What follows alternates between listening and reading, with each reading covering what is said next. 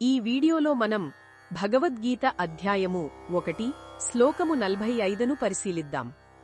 అర్జునుడి మనసులోని ఆవేదన, దుఃఖం ఈ శ్లోకంలో పతాక స్థాయికి చేరుకుంది. అయ్యో, మనం ఎంత పెద్ద పాపం చేయడానికి సిద్ధపడ్డాము అని అర్జునుడు తనలో తాను తీవ్రంగా విలపిస్తున్నాడు. అతను తన మనసాక్షితో మాట్లాడుతున్నాడు.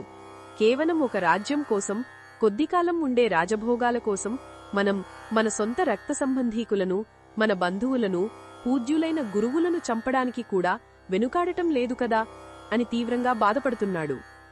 మన రోజువారీ జీవితంలో ఒకసారి ఆలోచించండి. చిన్న చిన్న ఆస్తి తగాదాలకే అన్నదమ్ములు, కుటుంబ సభ్యులు విడిపోతారు. ఒకరి ముఖం ఒకరు చూసుకోవడానికి ఇష్టపడరు. అలాంటిది ఒక రాజ్యమనే పేరాసతో ఏకంగా ప్రాణాలు తీయడానికి, బంధాలను నాశనం చేయడానికి సిద్ధపడటం ఎంత ఘోరమైన పాపం! అర్జునుడి స్థానంలో ఉండి ఒక్కసారి ఆలోచిస్తే మనకు ఆ బాధ అర్థమవుతుంది. ఎదురుగా ఉన్నది ఎవరో పరాయి శత్రువులు కాదు, తన బాల్యాన్ని పంచుకున్న తాతలు, విలువిద్య నేర్పిన గురువులు, తన సొంత అన్నదమ్ములు. వాళ్లను చంపి పొందే విజయం, ఆ రక్పుమరకలతో కూడిన సింహాసనం అతనికి నిజమైన ఆనందాన్ని, శాంతిని ఇస్తుందా? ఖచ్చితంగా ఇవ్వదు. అందుకే అతని ఈ యుద్ధం చేయడం ఒక మహాపాపమని నిశ్చయించుకుంటున్నాడు.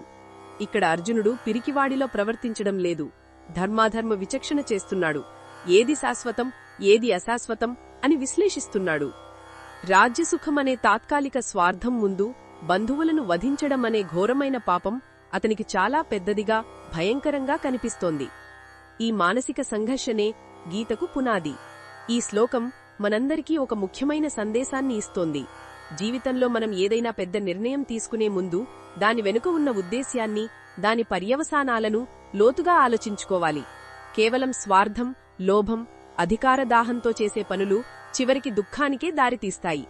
అర్జునుడిలా మన అంతరాత్మను ప్రశ్నించుకున్నప్పుడే, మనస్సాక్షికి ఏది సరైనదనిపిస్తుందో ఆ మార్గంలో నడిచినప్పుడే మనకు నిజమైన శాంతి, సంతృప్తి లభిస్తాయి.